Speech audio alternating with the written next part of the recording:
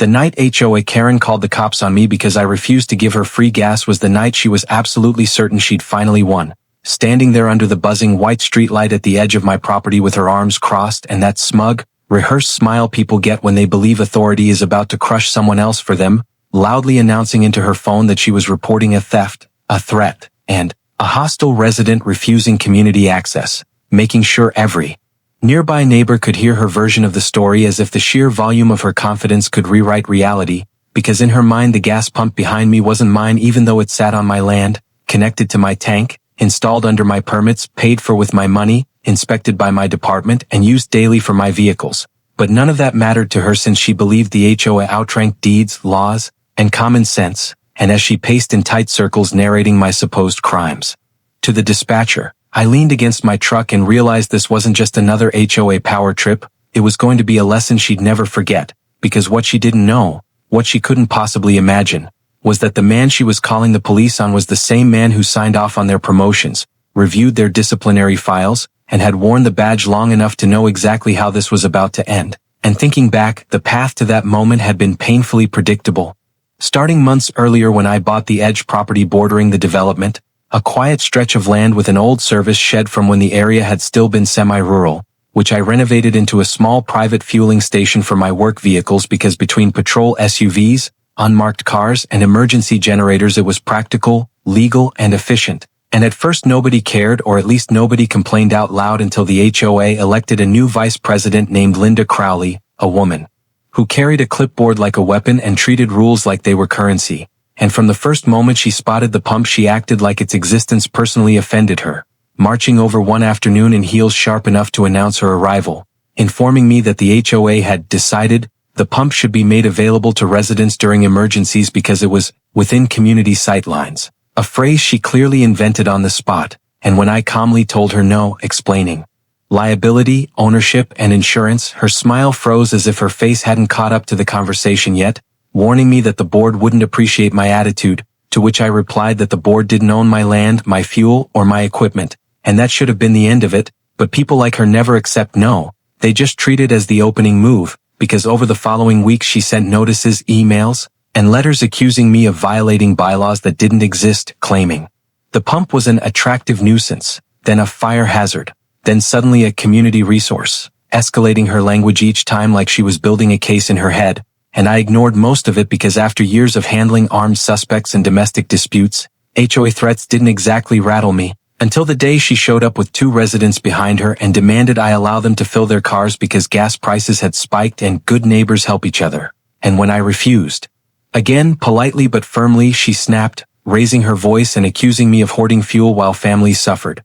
And I realized then she wasn't trying to resolve anything, she was constructing a narrative where she was the hero and I was the villain. And that narrative finally exploded on the night she caught me refueling after a long shift, blue reflections from my dashboard lights still ghosting the windshield, when she stormed over waving her phone and announcing she'd warned me, given me chances, and that I was now officially stealing from the community, and when I told her for the last time that this was private property and she needed to leave, she smiled, stepped back, and dialed 911 right in front of me, telling the dispatcher she needed officers immediately because there was an aggressive man refusing lawful access to fuel, and as neighbors began drifting out of their homes, drawn by the noise and the promise of spectacle, Karen narrated everything loudly for her growing audience, throwing around words like fines, arrests, and serious consequences, until the first patrol car pulled up, then another, and she practically rushed them, talking fast, pointing at me like I was already in cuffs, explaining how I was defying the HOA and endangering the neighborhood, completely missing the moment both officers looked past her, saw me, did a visible double take, and suddenly stood a little straighter, and she kept talking until one of them said my name out loud, and asked, respectfully and carefully, "Chief, are you okay?" And the silence that followed was sharp enough to cut, because Karen turned slowly, confusion cracking her confidence as she realized the authority she'd summoned didn't belong to her, and when I nodded and told the officers it was a misunderstanding on my property, her mouth opened and closed as she tried to recover, but it was already too late, because the power dynamic had flipped in front of the entire neighborhood, and as the officers turned back to her with polite but firm questions, her voice lost its edge for the first time, her certainty draining away, and standing there watching it happen, I knew this was only the beginning because calling the cops on the police chief over free gas wasn't just a mistake, It was the spark that was about to burn down everything she thought she controlled.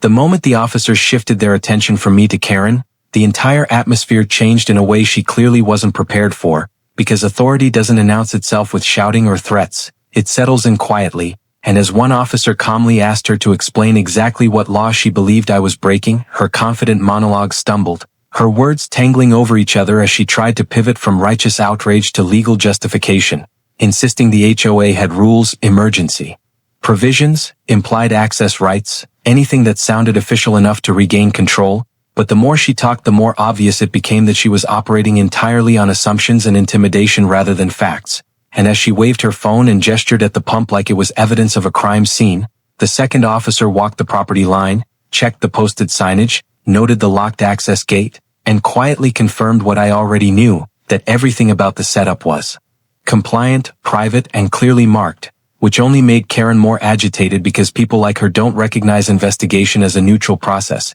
They see it as resistance, and she responded the only way she knew how, by escalating, raising her voice, accusing the officers of favoritism, dropping my title loudly as if saying it enough times would turn it into corruption, claiming I was abusing my position to deny residents basic necessities, and that was when I stepped in, not with anger, but with precision, explaining in clear, measured terms that the fuel was privately purchased, the tank insured under my name, the pump permitted for non-commercial use, and that allowing untrained residents to access it would expose me and the city to massive liability, and I watched as the officers nodded because this wasn't new information to them, this was common sense, but Karen heard it as betrayal, her face flushing as she realized the crowd that had gathered wasn't nodding along with her anymore, whispers spreading as neighbors began piecing together how far she'd overreached, and instead of backing down, she doubled down, demanding the officers do something, issue a citation, force access, anything that would salvage her authority, and when they told her calmly that there was no violation and that she was on private property without permission,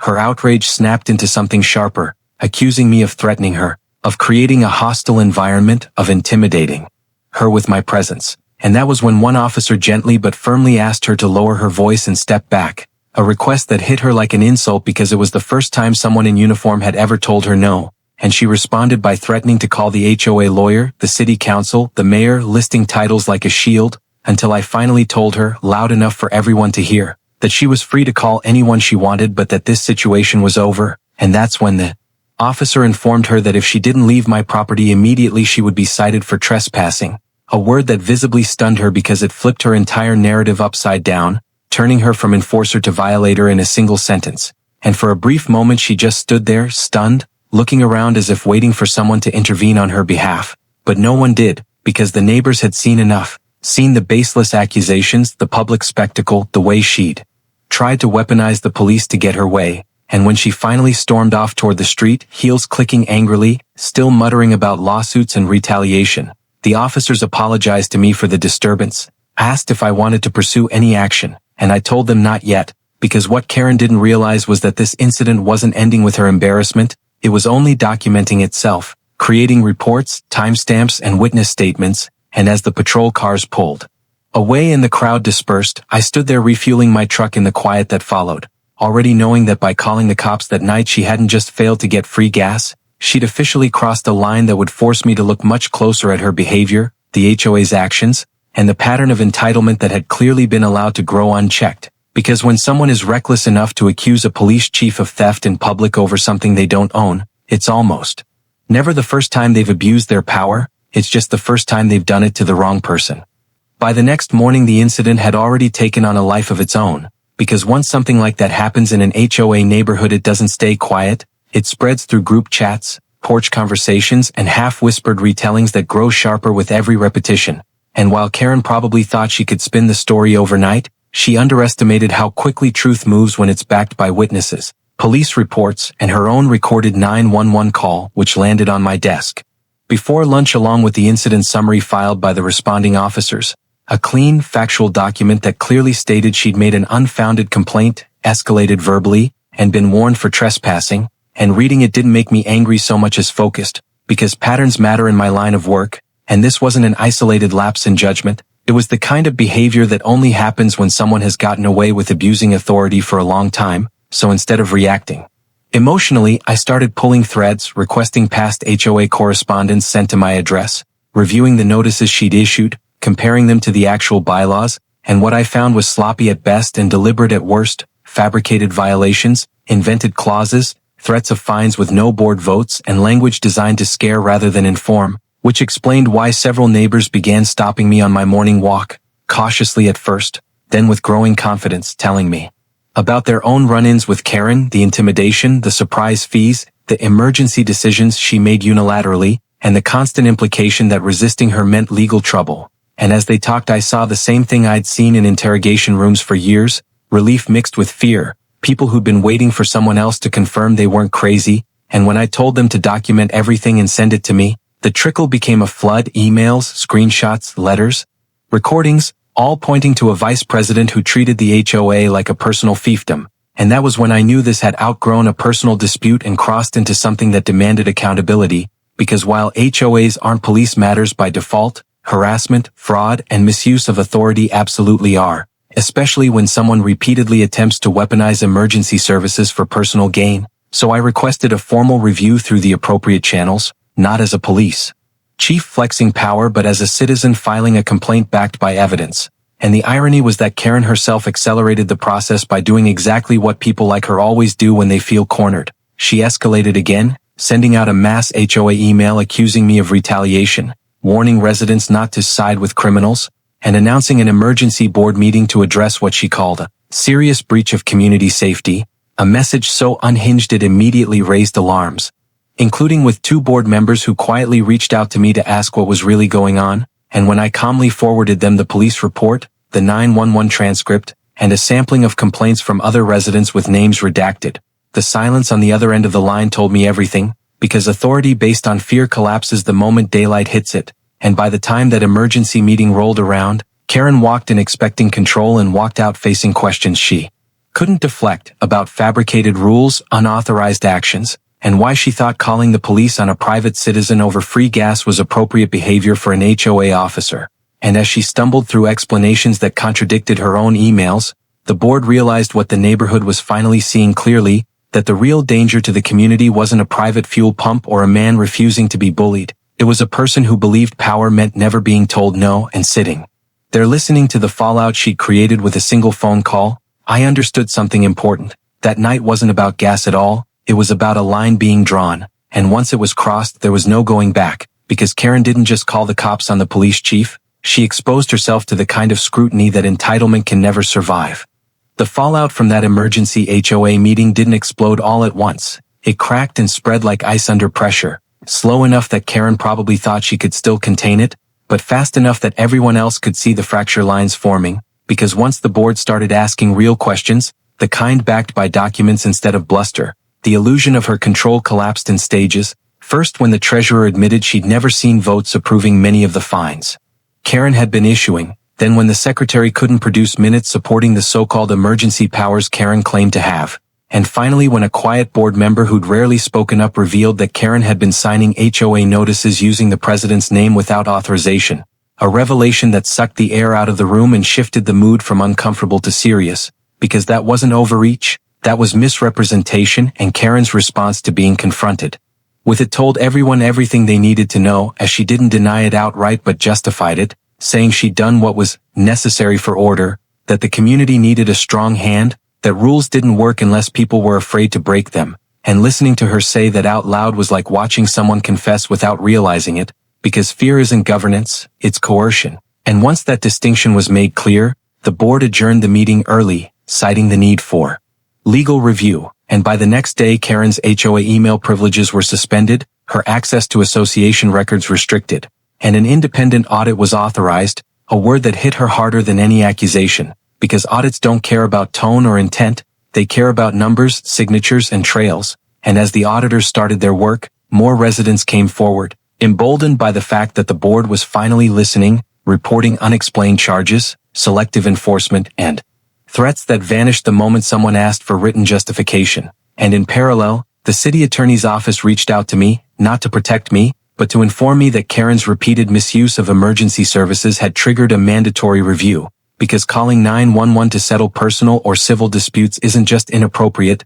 it's potentially criminal when done knowingly. And while I took no pleasure in that, I understood why it mattered, because systems only work when lines are enforced evenly, and as weeks passed the picture became impossible to ignore. Karen hadn't just bullied people, she built a pattern of behavior that relied on intimidation, false authority, and the assumption that no one would challenge her. And when the audit results finally came back showing discrepancies in fines collected, unauthorized expenditures, and communications sent without board approval, the HOA had no choice but to act, and in a closed session that followed every procedural rule she'd so often ignored, Karen was removed from her position pending further action, escorted out of the office she once treated like a throne, and suddenly the woman who tried to have me arrested for refusing free gas found herself stripped of the very power she'd abused, because entitlement only survives in shadows, and once exposed to process, transparency, and accountability, it collapses under its own weight.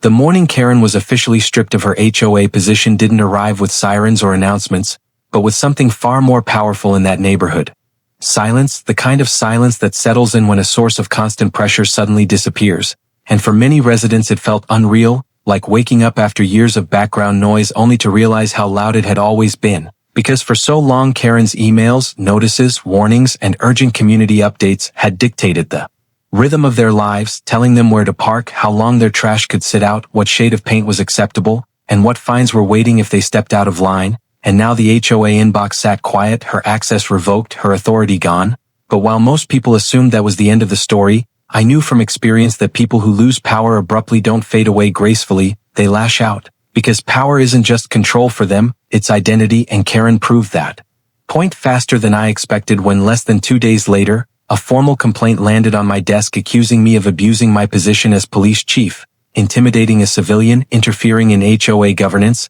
and orchestrating her removal through intimidation. A document carefully worded, aggressively confident, and copied to city council members, the mayor's office, and internal affairs, as if sheer distribution could substitute for truth, and reading it didn't make my blood boil or my pulse race. It made me calm in the way only someone with nothing to hide can be calm, because false accusations thrive in shadows and confusion, and Karen had flooded this situation with documentation from the very start. So instead of responding emotionally or defensively, I welcomed the review, formally requesting an investigation and opening every relevant file without restriction. Handing over the 911 recording where her voice escalated while facts didn't, the body cam footage showing her refusal to leave private property, the incident reports written by independent officers, the audit findings from the HOA, the unauthorized notices she'd sent, the emails where she invented rules that didn't exist, and even statements from residents who had nothing to gain by speaking up except relief. And as internal affairs began their review, something almost poetic happened,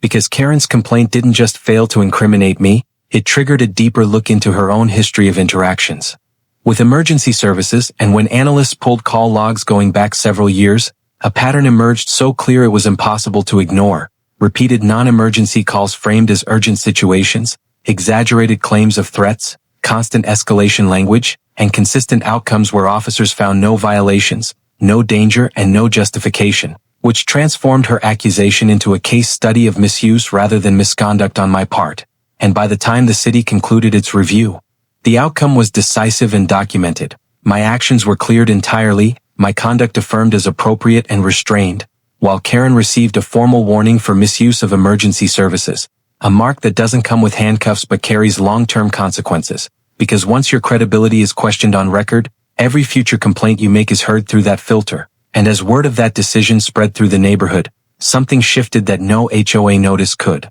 ever manufacture. People stopped whispering and started talking openly, comparing stories, realizing how often they'd been threatened into compliance without legal basis. And watching that collective realization take hold was more satisfying than any confrontation, because it meant the fear was gone, and standing there seeing neighbors reclaim their confidence and autonomy, I understood that Karen hadn't just lost her position or her complaint, she'd lost the one thing her authority depended on. More than titles or rules, belief, and without that, every move she made next would only accelerate her own undoing, whether she realized it yet or not.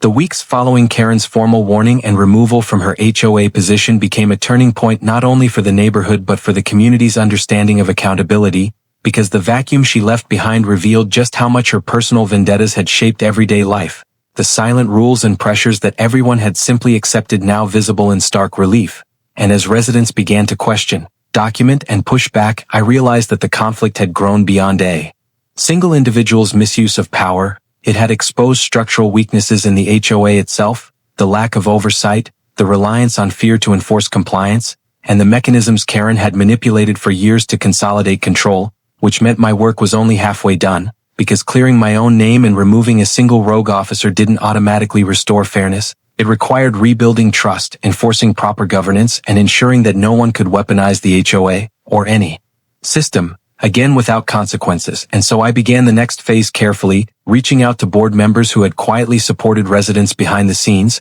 encouraging them to review all notices, rules, and fines issued over the last 5 years, cross-checking approvals, signatures, and votes, while simultaneously meeting with homeowners one-on-one to hear their experiences firsthand, because every anecdote, no matter how small, told a larger story of intimidation and mismanagement. And as these reports started to come in, the scope of Karen's overreach became even more staggering, from unauthorized property inspections to fines levied without board approval, to threatening letters delivered personally to residents' homes, all of it documented meticulously by residents who finally felt safe enough to speak. And as I compiled these records alongside the audit findings and the 911 call log, it became clear that what had begun as a confrontation over a single fuel pump had escalated into a comprehensive case study in abuse of authority, and the irony was almost poetic. Karen had tried to assert control through fear and legal intimidation, only to provide the evidence that would dismantle her influence entirely, and as the board convened a second emergency meeting to discuss systemic reforms,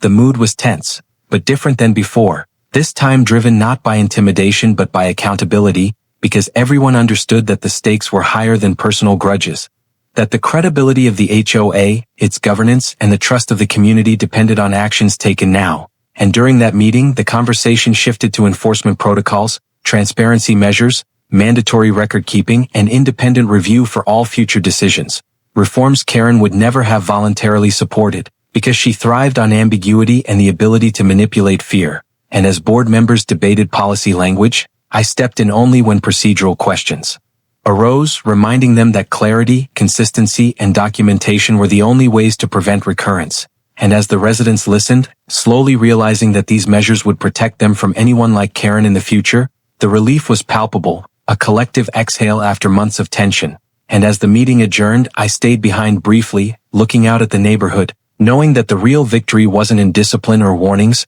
it was in restoring balance and showing the community that rules applied equally, that authority had limits, and that even someone who thought they could bend law enforcement to personal whims would ultimately be held accountable. And while Karen would undoubtedly continue to stir trouble from the sidelines, her ability to do so had been sharply curtailed, and every resident now had the tools and the precedent to stand up without fear, because they had seen firsthand that unchecked entitlement could be challenged, investigated, and corrected, and that the law, local, civil, and even the subtle social law of neighborhood oversight, was not just abstract, it was enforceable when wielded thoughtfully and consistently, and for the first time in years, I felt the true weight of authority used responsibly, not as a weapon, but as a shield for those who had been bullied into silence.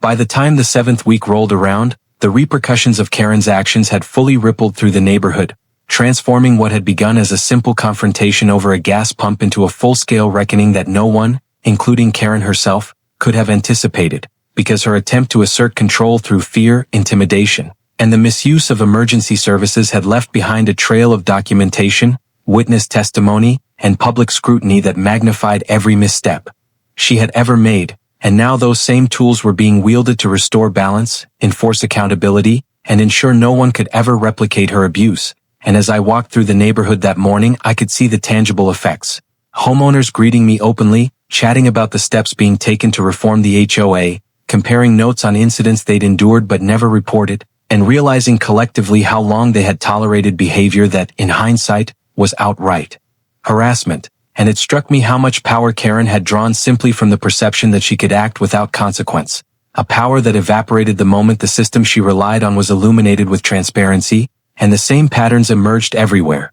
Emails she had sent threatening fines for minor infractions, notices of unauthorized inspections, verbal intimidation during community events, and repeated attempts to manipulate emergency services to serve her personal vendettas, all meticulously recorded now, cataloged in binders, screenshots, emails, and video logs, creating an unassailable record that converted every baseless accusation she had made into evidence against herself, while residents, emboldened by seeing the consequences of overreach, began stepping forward with stories that were long suppressed, tales of being coerced into complying with arbitrary rules, paying fines they didn't owe, and feeling powerless to speak up for fear of retaliation. And as I listened to these accounts, verified them, and connected them to the documented history of Karen's tenure, it became clear that her removal from the HOA wasn't just disciplinary, it was preventative, an essential step to rebuild the social and legal integrity of the community. And as the board moved to implement reforms, discussions evolved into concrete actions.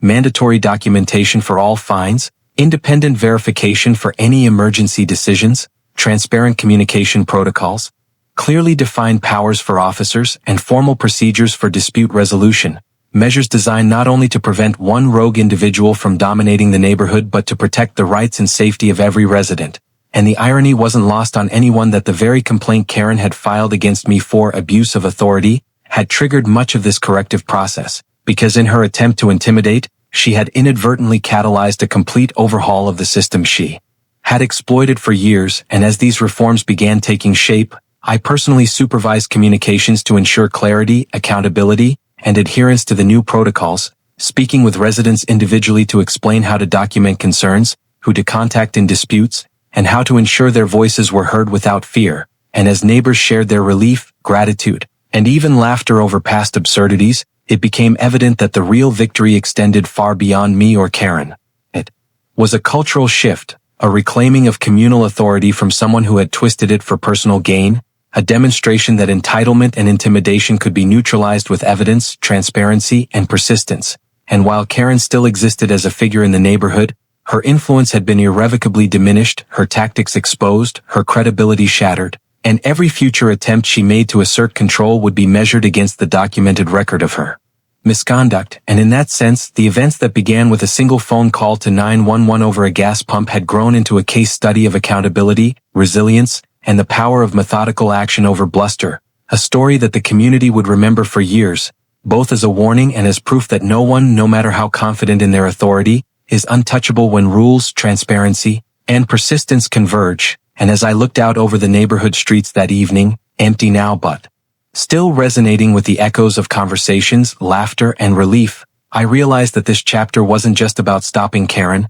It was about empowering the entire community to recognize that authority without accountability is fragile, that fear is never governance, and that even the most entrenched entitlement can be dismantled with patience, evidence, and the courage to refuse compliance when right and wrong diverge sharply. The final chapter of Karen's reign of intimidation unfolded not with a bang but with the quiet, undeniable authority of systems and community that she had spent years trying to manipulate, because by the time the 8th week arrived, every action, every overreach, every misuse of power had been cataloged, cross-referenced, and verified, leaving her with nothing but her own misjudgments to navigate. And the HOA, now guided by reformed policies, independent oversight, and residents emboldened by transparency, became a living testament to accountability, as board meetings no longer resembled staged performances orchestrated by a single individual but forums for genuine discussion, evidence-based decisions, and equitable enforcement. And while Karen attempted to maintain influence, sending emails filled with insinuations and complaints, they fell on carefully documented records, cross-checked by policies that made her empty threats meaningless. And when she tried to rally a small faction of supporters by recounting her side of events in private group chats, she found herself ignored, questioned, and reminded of the factual record that contradicted every exaggerated claim. And the neighborhood itself had shifted, residents no longer shrinking in the shadow of her presence but standing openly, collectively, sharing stories of past harassment, validating one another, and enforcing a new standard of conduct that couldn't be overturned by fear alone. And as I observed from my property, where the infamous gas pump stood as a symbol of the confrontation that started it all, I realized that the ordeal had achieved something larger than personal vindication. It had transformed a community, illustrating that even entrenched entitlement and arrogance could be checked when knowledge, patience, and proper authority intersected. And the HOA now operated under a new framework with mandatory transparency reports, independent dispute resolution, and resident oversight. Procedures designed specifically to prevent any future Karen from gaining the leverage she once wielded. And perhaps the most remarkable outcome was the morale shift. The way neighbors now spoke openly in meetings, coordinated initiatives without fear, and held each other and the board accountable. A ripple effect that strengthened the community in ways a single confrontation never could. And Karen, now isolated and stripped of both power and credibility, had become almost a cautionary tale. Within the neighborhood, her name invoked not with fear but as an example of what happens when entitlement is left unchecked and finally exposed. And as I reflected on the entire journey, from the first stubborn refusal to give her free gas, through the 911 call, the emergency meeting, the audit, the internal affairs review, and the eventual reforms, it was clear that the story wasn't about punishment or revenge. It was about restoring balance, enforcing limits, and demonstrating that no individual, no matter how bold or arrogant, is above scrutiny, above law, or above the collective will of a community willing to stand up for fairness. And as the sun set over the quiet streets that evening, the pumps humming softly in the background, the lights of homes glowing steadily, and the residents moving freely without hesitation or fear, it became undeniable that the neighborhood had been reborn through diligence, courage, and the unwavering principle that accountability is the only foundation upon which true authority can rest, leaving Karen's attempts at domination reduced to lessons learned by all, a reminder that the intersection of law, evidence, and principled leadership always prevails when arrogance challenges it, and that even the most persistent entitlement can be dismantled when faced with truth, transparency, and the quiet but unstoppable force of community standing together.